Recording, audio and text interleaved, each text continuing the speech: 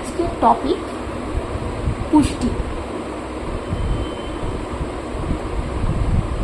বা নিউট্রিশন।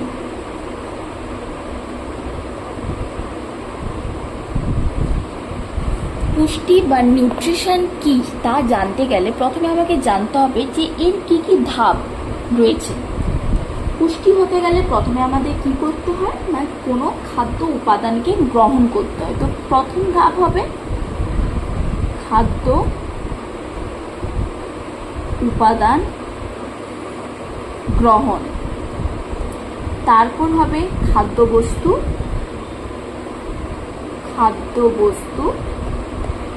পরিপাক, তারপর আসছে কি শোষণ,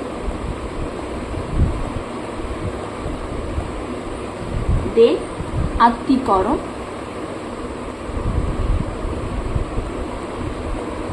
আর সবার লাস্ট আসছে কি বহিষ্করণ।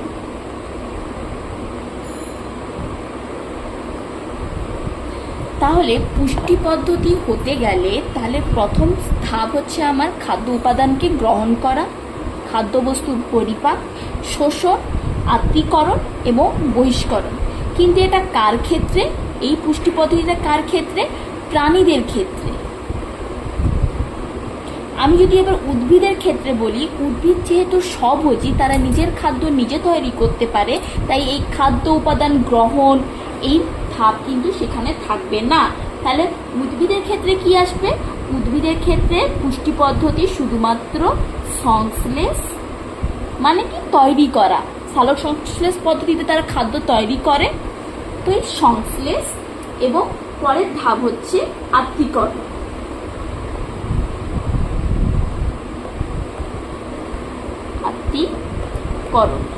এটা কার ক্ষেত্রে? উদ্ভিদের ক্ষেত্রে। তারা প্রাণীদের ক্ষেত্রে পুষ্টির ধাপ হচ্ছে খাদ্য উপাদান গ্রহণ, খাদ্যবস্তু পরিপাক, শোষণ, আত্তীকরণ এবং বহিষ্করণ, এবং উদ্ভিদের ক্ষেত্রে হয় সংশ্লেষ ও আত্তীকরণ। তো আমি যদি একে সংজ্ঞার আকারে যদি বলি যে পুষ্টি কাকে বলবো, তাহলে আমরা কি বলবো না যে পদ্ধতিতে জীব খাদ্য উপাদান গ্রহণ, খাদ্যবস্তুর পরিপাক, শোষণ, আত্তীকরণ ও বহিষ্করণের মাধ্যমে, কার না প্রাণীদের ক্ষেত্রে, আর উদ্ভিদের ক্ষেত্রে সংশ্লেষ ও আত্তীকরণের মাধ্যমে কি হচ্ছে দেহের বৃদ্ধি ঘটায়, ক্ষয়পূরণ করে এবং খাদ্য মধ্যস্থ স্থৈতিক শক্তিকে ব্যবহারযোগ্য শক্তি বা এটিপিতে রূপান্তর করে জীবনের মৌলিক ধর্মগুলি পালন করে, তাকেই বলবো পুষ্টি বা নিউট্রিশন। তাহলে আমরা খাদ্য গ্রহণ কেন করি? খাদ্য গ্রহণের আমাদের উদ্দেশ্য কি না প্রথম আসবে কি খাদ্য গ্রহণের উদ্দেশ্য হচ্ছে আমাদের বৃদ্ধি ঘটে। দ্বিতীয় কি হবে কেন আমরা খাদ্য গ্রহণ করি না ক্ষয়পূরণ। আমাদের কোথাও কেটে গেল, সেই জায়গায় তো আবার সেই নতুন কোষ গঠন হয়ে সেই ক্ষয়টা পূরণ হয়, তো এখানে বলতে পারি ক্ষয়পূরণ। আর দ্বিতীয় কি না আর কি জন্য আমরা খাদ্য গ্রহণ করি না খাদ্য হচ্ছে বৃদ্ধি এবং ক্ষয়পূরণের জন্য আমরা যে কোনো খাদ্য গ্রহণ করি। এছাড়াও আরো অন্যান্য কাজ রয়েছে, আপাতত আমরা এইটুকুই জানলাম, ঠিক আছে। এরপর আসছি খাদ্য ও খাদ্যের ব্যবহার। আমরা যে খাদ্য গ্রহণ করছি তা আমাদের বৃদ্ধি, পুষ্টি, হ্যাঁ ঠিক 3 নম্বর আসছে আরেকটা কি না পুষ্টি, যেটা আমরা ভুলে গেছিলাম বলতে। তাহলে প্রথম আসছে কি না বৃদ্ধি ঘটায়, খাদ্য আমাদের ক্ষয়পূরণে সহায়তা করে, আর সব থেকে আরেকটি ইম্পর্টেন্ট পয়েন্ট হচ্ছে পুষ্টি। এই 3টি ইম্পর্টেন্ট কাজে খাদ্যের মূল উদ্দেশ্য আমরা জন্য খাদ্য গ্রহণ করি। তো প্রথমে আছে যে কারণ শক্তি উৎপন্ন, প্রথম আসছে কি না শক্তি উৎপন্ন, তার জন্য খাদ্য। শক্তি, তাহলে কোথা থেকে আমরা কি কত পরিমাণে শক্তি পাই তা আমাকে জানতে হবে। খাদ্যে প্রধানত 3 প্রকার খাদ্য রয়েছে, কার্বোহাইড্রেট বা শর্করা, প্রোটিন এবং ফ্যাট। যদি আমি বলি শর্করা বা কার্বোহাইড্রেট, শর্করা থেকে প্রোটিন এবং ফ্যাট থেকে কি পরিমাণ শক্তি, প্রত্যেকটা যদি আমি 1 গ্রাম করে ধরি, প্রত্যেকটা যদি আমি 1 গ্রাম করে নিই, তাহলে 1 গ্রাম শর্করা থেকে কি পরিমাণ শক্তি পাবো? 1 গ্রাম শর্করা থেকে 4.1 কিলো ক্যালোরি শক্তি পাবো। একই রকমভাবে 1 গ্রাম প্রোটিন থেকেও আমরা কিন্তু 4.1 কিলো ক্যালোরি শক্তি পাবো। কিন্তু ফ্যাট থেকে কত পরিমাণ শক্তি পাবো? 9.3 কিলো ক্যালোরি শক্তি পাবো 1 গ্রাম। প্রত্যেকটাই কিন্তু 1 গ্রাম, এটা কিন্তু ইম্পর্টেন্ট। তো 1 গ্রাম শর্করা থেকে 4.1 কিলো ক্যালোরি শক্তি পাই, 1 গ্রাম প্রোটিন থেকে 4.1 কিলো ক্যালোরি শক্তি পাই, এবং 1 গ্রাম ফ্যাট থেকে 9.3 কিলো ক্যালোরি শক্তি পাই। তাহলে এটা আমার হচ্ছে পুষ্টির একটা গুরুত্ব, যে আমরা শক্তি উৎপন্ন হওয়া। দ্বিতীয়ত কি আসছে না, রোগ প্রতিরোধে সহায়তা করে। এই যে আমরা পুষ্টি নিচ্ছি কিসের জন্য? না রোগ প্রতিরোধে সহায়তা করবে, রোগ প্রতিরোধ করা। যেমন কি না, প্রথমে আসি কি না ভিটামিন এ, কারণ খাদ্যের মধ্যে ভিটামিনসও থাকে। আমরা জানি খাদ্যে যেমন উপাদান শর্করা, প্রোটিন, ফ্যাট বা কার্বোহাইড্রেট, প্রোটিন, ফ্যাট, এছাড়াও রয়েছে ভিটামিন, মিনারেলস। ঠিক আছে, তো আমরা ভিটামিন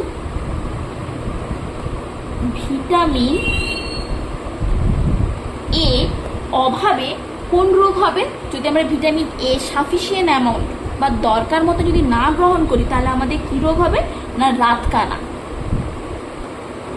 ভিটামিন এর অভাবে রাতকানা রোগ হবে। Vitamin B, vitamin D, vitamin D, vitamin D এর অভাবে কি রোগ হবে? রিকেট রোগ হবে। ভিটামিন ই, ভিটামিন ই কোন রোগ আসবে? বন্ধ্যাত্ব। আর ভিটামিন কে, ভিটামিন কে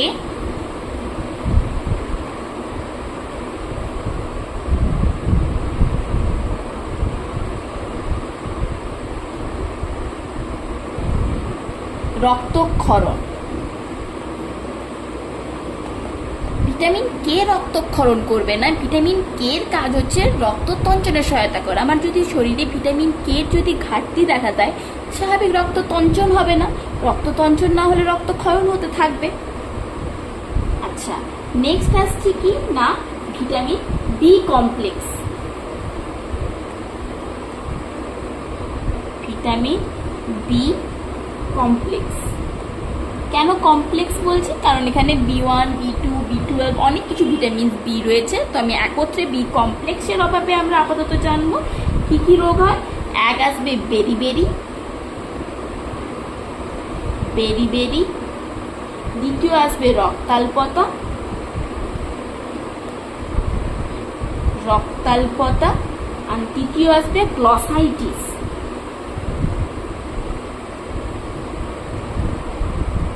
ঠিক আছে, আচ্ছা last one vitamin C. Vitamin C এর অভাবে তাহলে কি রোগ হচ্ছে? স্কারভি। তাহলে আমি আরেকবার রিপিট করে দিচ্ছি যে আমাদের ক্ষেত্রে ভিটামিনের কাজ কি না রোগ প্রতিরোধকে সহায়তা করা। যদি সেই ভিটামিনসের অভাব ঘটে, তাহলে আমাদের কি কি রোগ হবে? ভিটামিন এ কোন রোগ প্রতিরোধ করে? রাতকানা রোগ প্রতিরোধ করে। ভিটামিন এর অভাব ঘটে রাতকানা রোগ হবে। Vitamin D rickets, vitamin E বন্ধ্যাত্ব, ভিটামিন কে রক্তক্ষরণ, ভিটামিন বি কমপ্লেক্স বেরিবেরি রক্তাল্পতা এবং গ্লসাইটিস, বেরিবেরি রক্তাল্পতা গ্লসাইটিস, এবং ভিটামিন সি হচ্ছে স্কারভি রোগ প্রতিরোধ করে। ঠিক আছে, আচ্ছা এর পরের পয়েন্টে আসছি। এরপর বৃদ্ধি ও ক্ষয়পূরণ, যেটা আমরা একটু আগেই পড়লাম। পুষ্টির কাজ কি না বৃদ্ধি ও ক্ষয়পূরণে সহায়তা করবে। বৃদ্ধি ও ক্ষয়পূরণ। ঠিক আছে, তাহলে কি না এটা ভিটামিনস খাদ্যের যে প্রোটিন, আমরা জানি প্রোটিন, কার্বোহাইড্রেট, প্রোটিন, ফ্যাট থাকে। প্রোটিন সাধারণ কাজ কি? প্রোটিন সাধারণত দেহ গঠন, দেহের বৃদ্ধি ও ক্ষয়পূরণে সহায়তা করে। ঠিক আছে, কার্বোহাইড্রেটও অবশ্যই করে, কার্বোহাইড্রেটও করে। ফ্যাটও প্রচুর পরিমাণ করে, কিন্তু প্রোটিন হচ্ছে গুরুত্বপূর্ণ ভূমিকা পালন করে আমাদের এই দেহের বৃদ্ধি ও ক্ষয়পূরণে। তাহলে দেহে যদি প্রোটিনের ঘাটতি দেখা দেয় তাহলে কি রোগ হবে? প্রোটিনের অভাবে কোয়াশিয়কর রোগ হবে। কাদের হবে? শিশুদের ক্ষেত্রে প্রোটিনের অভাবে শিশুদের কোয়াশিয়কর। আচ্ছা, আরেকটা রোগ হয়, সেখানে শুধু প্রোটিন নয়, প্রোটিন এবং ক্যালোরির অভাব ঘটলে কি রোগ হয়? প্রোটিন এবং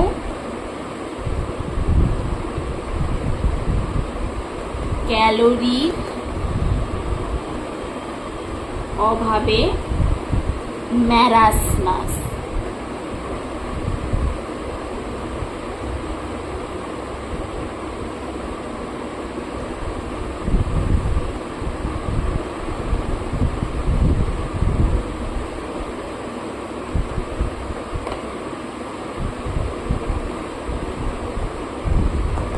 এটা কিন্তু ইম্পর্টেন্ট কোশ্চেন, কিন্তু দেখতে হবে আমাকে কি বলা হয়েছে, শুধু প্রোটিনের অভাবে না প্রোটিন ও ক্যালোরির অভাবে।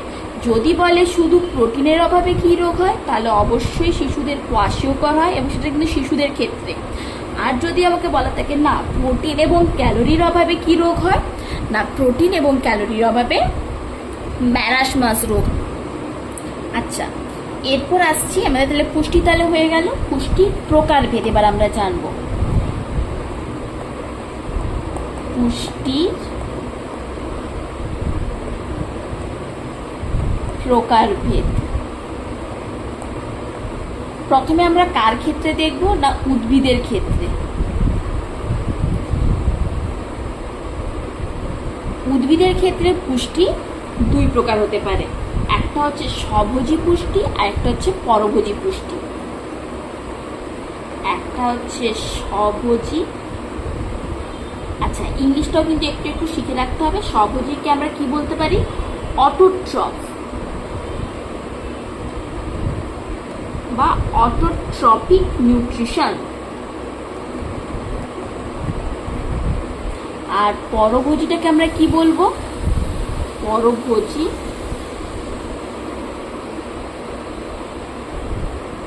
এটাকে ইংলিশে কি বলবো? হেটেরোট্রপিক। হেটেরোট্রপিক নিউট্রিশন, ঠিক আছে? স্বভোজী এবং পরভোজী। স্বভোজী পুষ্টি এবং পরভোজী পুষ্টি। স্বভোজীকে বলা হয় অটোট্রপিক। অটো মানে তো অলরেডি জানো, অটো মানে কি? সেলফ। ট্রপিক, যে নিজের খাবার নিজে বানাতে পারে, সেটা আমরা সাধারণত সবাই জানি। যেহেতু উদ্ভিদের ক্ষেত্রে ক্লোরোফিল থাকে, ম্যাক্সিমাম উদ্ভিদের ক্ষেত্রে সবুজ ক্লোরোফিল থাকে, তাই জন্য তারা নিজের খাদ্য নিজে বানিয়ে নিতে পারে। কিন্তু পরভোজী বা হেটেরোট্রপিক নিউট্রিশন যেটা, সেটা কিন্তু আমরা আরও 4 ভাগে বিভক্ত করব, ঠিক আছে? তাহলে দেখা যাক কি কি 4 ভাগ হচ্ছে পরভোজীটা।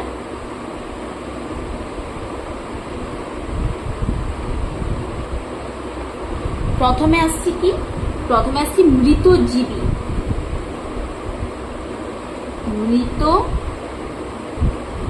মৃতজীবী, আচ্ছা ইংলিশটা জেনে রাখতে হবে। স্যাপ্রোট্রপিক। মৃতজীবীকে তাহলে কি বলবো? স্যাপ্রোফাইটিক। স্যাপ্রোফাইটিক মৃতজীবী বা স্যাপ্রোফাইটিক নিউট্রিশন। একটা একটা করে ব্যাখ্যা করি। স্যাপ্রোফাইটিক কাকে বলো? নাম থেকেই বুঝতে পারছি মৃতজীবী মানে কি, না যে পুষ্টি পদ্ধতিতে পচা গলিত উদ্ভিদ বা প্রাণী দেহ থেকে তারা পুষ্টি রস শোষণ করে পুষ্টি সম্পন্ন করে, তাকে বলা হয় মৃতজীবী।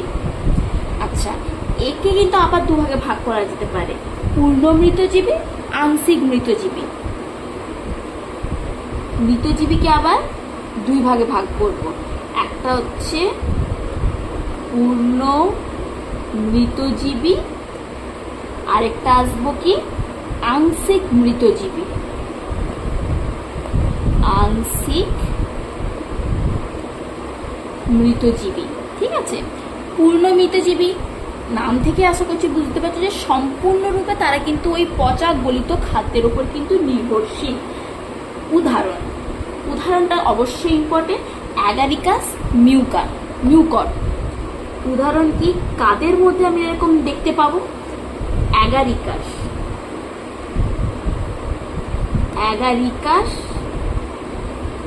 আরেকটা আছে কি মিউকর। ঠিক আছে, অ্যাগারিকাস এবং মিউকরের মধ্যে আমরা এই পূর্ণ মৃতজীবী পুষ্টি পদ্ধতি লক্ষ্য করতে পাবো। তাহলে বলবে যে আংশিক, তাহলে কাদের ক্ষেত্রে হচ্ছে আংশিক? কারা না, যারা স্বভোজী পুষ্টির পাশাপাশি মৃত দেহাবশেষ থেকেও পুষ্টিরস সংগ্রহ করে। মানে কি, তারা নিজের খাদ্য নিজে বানাতে পারে, মানে ক্লোরোফিল আছে, তাছাড়াও তারা কিন্তু পাশাপাশি মৃত দেহাবশেষ থেকেও পুষ্টিরস সংগ্রহ করতে পারে। সেরকম উদাহরণ আমরা যদি বলি, কার বলবো? পাইন, যেটা আমরা প্রায় পাহাড়ি এলাকায় পাইন গাছ যেটা আমরা দেখতে পাই, পাইন গাছ। এবার পাইন গাছ কি করে হচ্ছে না, পাইন গাছ কিন্তু নিজে সবুজ, আমরা সবাই জানি পাইন গাছ তো সবুজ রঙের হয়, পাইন গাছ সবুজই, কিন্তু এদের মূলে কারা বসবাস করে? পাইন গাছের মূলে কারা থাকে? পাইন গাছের মূলে থাকে মাইকোরাইজা নামক এক প্রকারের ছত্রাক। মূলে থাকে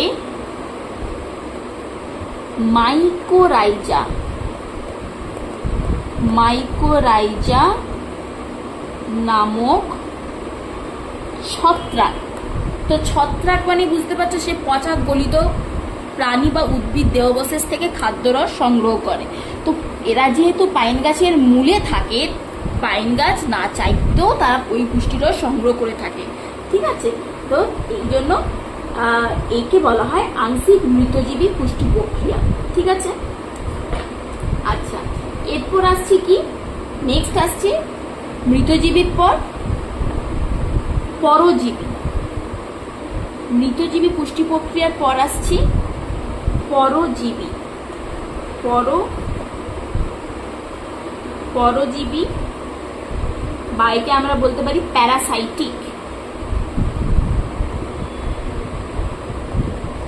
প্যারাসাইটিক নিউট্রিশন। পরজীবী কাদেরকে বলবো? পরজীবী নাম থেকে রাখো, পর মানে অন্যের উপর নির্ভর হয়ে যে জীবন নির্ভর তাদের, যে পুষ্টি প্রক্রিয়ায় কোনো সজীব পোষকের দেহ থেকে, পোষক কাকে বলবো? যে পরজীবীরা যার থেকে পুষ্টিরস সংগ্রহ করছে তাকে বলবো পোষক। তাহলে কি বলবো? যে পুষ্টি প্রক্রিয়ায় কোনো সজীব পোষকের দেহ থেকে পুষ্টিরস শোষণ করে পুষ্টি সম্পন্ন করে, ফলে পোষক ক্ষতিগ্রস্ত হয় এবং পরজীবী উপকৃত হচ্ছে, তাকে বলবো পরজীবী পুষ্টি প্রক্রিয়া। এখানে কিন্তু পোষক হবে ক্ষতিগ্রস্ত। ঠিক আছে, উদাহরণ যদি বলি, আচ্ছা উদাহরণ আসার আগে একে কিন্তু আবার আমরা দুভাগে ভাগ করব, পরজীবী, পূর্ণ পরজীবী, আংশিক পরজীবী। পূর্ণ পরজীবী, আবার আসছে আংশিক পরজীবী। পূর্ণ পরজীবী কাকে বলবো? না, যেসব উদ্ভিদ পুষ্টির জন্য সম্পূর্ণরূপে পোষকের উপর নির্ভরশীল তাকে বলবো পূর্ণ পরজীবী। যেমন কি উদাহরণ, স্বর্ণলতা। আর আংশিক পরজীবী কাকে বলবো? না, আংশিক পরজীবী হচ্ছে যে সকল উদ্ভিদ পুষ্টির জন্য পোষকের উপর আংশিকভাবে নির্ভরশীল তাকে বলবো আংশিক পরজীবী। এর উদাহরণ কি? শ্বেতচন্দন। ঠিক আছে, আশা করছি অসুবিধা নেই। আচ্ছা, এরপর আরো একটা ভাগে আসি, নেক্সট কি? মিথজীবী।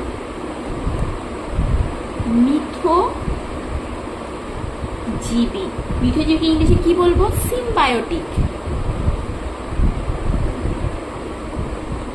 মিথজীবী হচ্ছে তারা, এখানেও কিন্তু পোষক আছে, এখানে কিন্তু মিথজীবীরা পোষকের কাছ থেকে খাদ্য গ্রহণ করলেও পোষককে কোনো ক্ষতিগ্রস্ত করে না। ঠিক আছে, তাহলে আমরা যদি সংজ্ঞা বলি তাহলে কি বলবো? না, যে পুষ্টি প্রক্রিয়ায় দুটি ভিন্ন প্রকারের জীব পরস্পরের উপর নির্ভরশীল ভাবে বসবাস করে পুষ্টি সম্পন্ন করে এবং উভয়ই উপকৃত হচ্ছে। মিথজীবী পোষকের কাছ থেকে পুষ্টি নিয়ে উপকৃত হচ্ছে, পোষকও তেমনি মিথজীবীর কাছ থেকে উপকৃত হচ্ছে। ঠিক আছে, এর উদাহরণটা কি? উদাহরণ হচ্ছে লাইকেন। লাইকেন একা কিন্তু কোনো কিছু নয়। লাইকেন কি নিয়ে গঠিত? লাইকেন হচ্ছে শৈবাল ও ছত্রাক নিয়ে গঠিত। এদের যে মিথজীবী পুষ্টি পদ্ধতি, এরা যে একসঙ্গে যেভাবে থাকছে, এদের একত্রে বলছে লাইকেন। লাইকেন একা কেউ কিন্তু নয়। ঠিক আছে, তো লাইকেন কি কি নিয়ে গঠিত? শৈবাল প্লাস ছত্রাক, ছত্রাক। ঠিক আছে, শৈবাল আর ছত্রাকের একত্রকে বলা হচ্ছে লাইকেন। শৈবাল মানে বুঝতে পারছো, শৈবাল মানে তার ক্লোরোফিল থাকবে, ক্লোরোফিল থাকা মানে সে নিজের খাদ্য নিজে বানাতে পারবে, স্বভোজী। কিন্তু ছত্রাক সে কি না, মৃত গলা জীবদেহ বা উদ্ভিদদেহ থেকে পুষ্টিরস সংগ্রহ করে। তাহলে এরা দুজনে কিভাবে উপকৃত করে? ছত্রাক মৃত জৈব পদার্থ থেকে যে পুষ্টিরস শোষণ করে সেটা সে শৈবালকে দেয়, আবার শৈবাল সালোক সংশ্লেষ প্রক্রিয়ায় যে পুষ্টি পদার্থ বানাচ্ছে সেটা ছত্রাককে দিচ্ছে। এইভাবে দুজনকে উপকৃত করছে, কেউ কারোর ক্ষতি করছে না। এইভাবে থাকাটাকে বলা হয় মিথজীবী, বা এই পুষ্টি পদ্ধতি থেকে বলা হয় সিম্বায়োটিক নিউট্রিশনস। ঠিক আছে, বা মিথজীবী পুষ্টি পদ্ধতি। আচ্ছা, লাস্ট ওয়ান কি? লাস্ট ওয়ানটা হচ্ছে পতঙ্গভুক বা ইনসেক্টিভোরাস। পতঙ্গভুক বা ইনসেক্টিভোরাস পুষ্টি পদ্ধতি। পতঙ্গভুক বা ইনসেক্টিভোরাসের ক্ষেত্রে নাম থেকে বোঝা যাচ্ছে যে সকল উদ্ভিদ পতঙ্গ দেহ থেকে পুষ্টিরস সংগ্রহ করে তাকে বলো পতঙ্গভুক। মনে হতে পারে তাহলে এটা কোথায় দেখতে পাবো?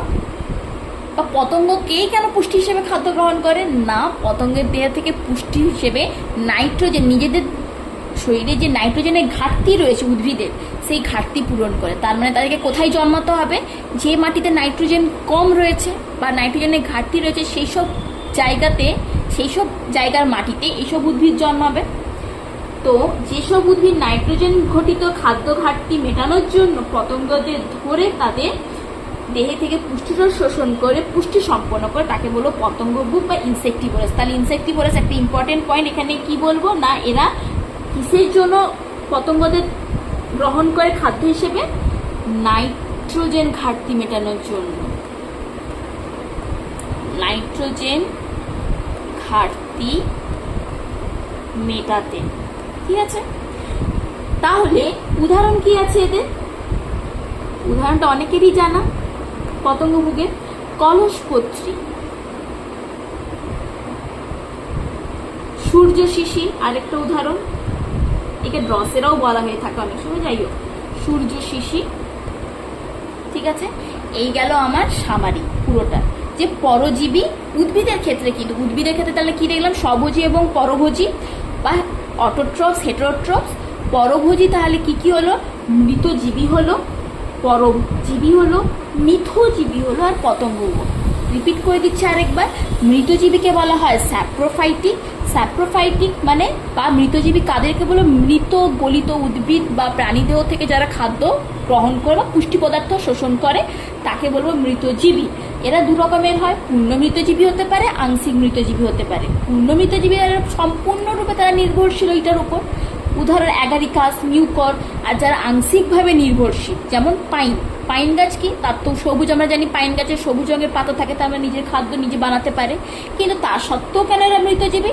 না, এদের মূলে মাইকোরাইজা নামক এক প্রকারের ছত্রাক বসবাস করে। আর ছত্রাক মানে আমরা জানি সে হচ্ছে পচা গলিত উদ্ভিদ বা প্রাণী দেহাবশেষ থেকে খাদ্যরস সংগ্রহ করে।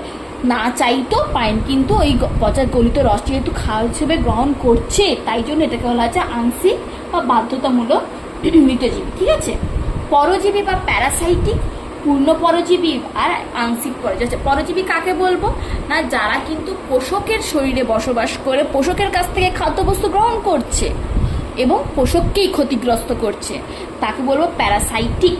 ঠিক আছে, বা প্যারাসাইট, তাই বলবো প্যারাসাইট। আর পুষ্টি পদ্ধতিকে বলবো প্যারাসাইটিক নিউট্রিশনস। একটা হচ্ছে পূর্ণ পরজীবী আর একটা হচ্ছে আংশিক পরজীবী। পূর্ণ পরজীবীর উদাহরণ কি? স্বর্ণলতা। আর আংশিক হচ্ছে শ্বেতছন্দ। মিথজীবী বা সিম্বায়োটিক, যেখানে কি না একটি জীব আরেকটা জীবের ওপর নির্ভরশীল, বা এখানে বলতে পারি দুটি জীবের উপর নির্ভরশীল কিন্তু কেউ কাউকে ক্ষতিগ্রস্ত করে না, তাকে বলবো মিথজীবী বা সিম্বায়োটিক। লাইকেন, লাইকেন একা কিন্তু কেউ নয়, লাইকেন হচ্ছে শৈবাল এবং ছত্রাককে একত্রে বলা হচ্ছে লাইকেন। শৈবাল মানে আমরা জানি সবুজ রঙের হয়, শৈবাল কি না ম্যাক্সিমাম ক্ষেত্রে আমি বলছি সবুজ রঙের হয়। এরা নিজের খাবার নিজে বানাতে পারে সালোক সংশ্লেষ পদ্ধতিতে, সেই খাদ্য ছত্রাকের সঙ্গে শেয়ার করছে। আর ছত্রাক মৃত গলিত উদ্ভিদ থেকে যে পুষ্টি পদার্থ বা পুষ্টি রস সংগ্রহ করছে তা শৈবালের সঙ্গে শেয়ার করছে।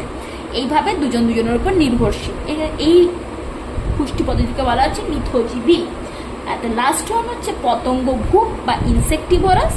ইনসেক্টিভোরাস কাদেরকে বলবো? যা পতঙ্গ দেহ থেকে পুষ্টি রস শোষণ করে খাদ্য গ্রহণ করে। অ্যাকচুয়ালি পুষ্টি রসের মধ্যে মেনলি কিসের জন্য করে?